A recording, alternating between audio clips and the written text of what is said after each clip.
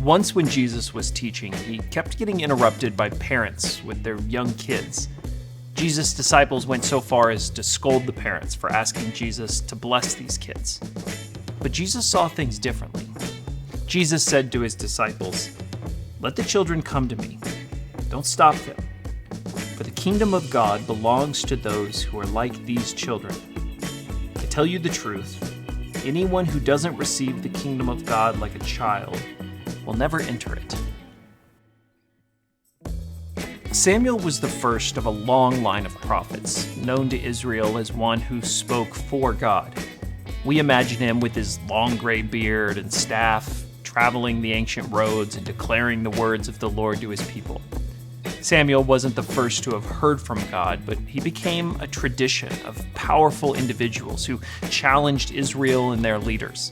A prophet was a character of power and authority and often feared. Samuel was the first formative figure of this tradition. Imposing, decisive, and rugged, he became a mold for so much of the prophetic work that came after him. It's to people like this that we imagine God speaking. Legendary, heroic types, stoic in stature and bold in voice. But Samuel's story doesn't start anywhere close to that image.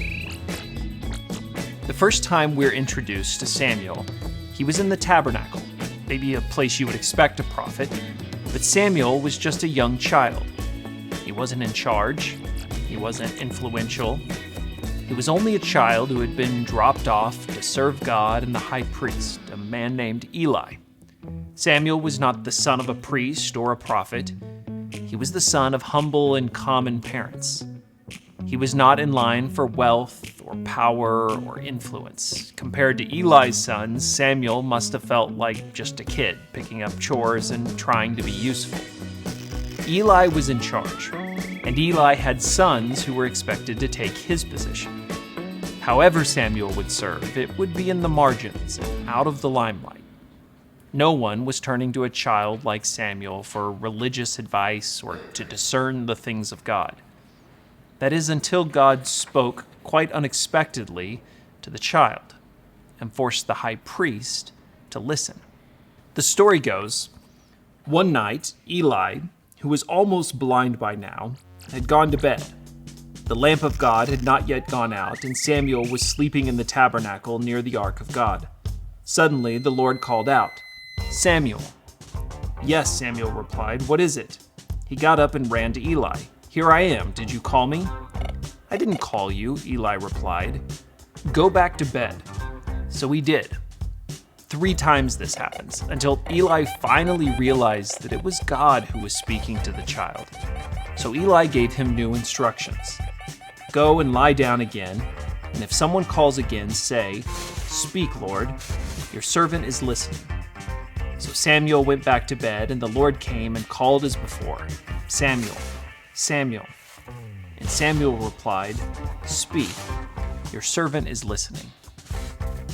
What does it mean that God was speaking to a common boy lying in the tabernacle while the great high priest was asked to wait and listen?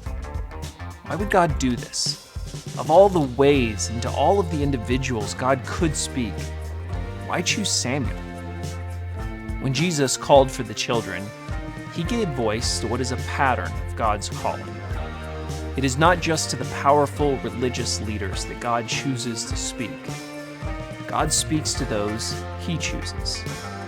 And who he often chooses challenges who we might. Often those he chooses to speak to are those humble enough to actually listen.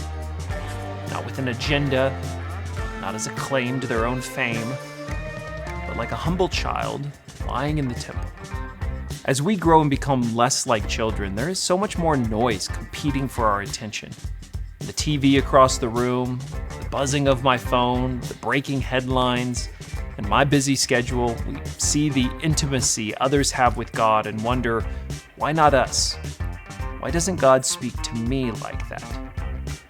I think most of us know. It is hard to listen with the simplicity of a child, a humble heart, a wanting ear, a receptive spirit. By his word and by his spirit, God is still speaking. Listen.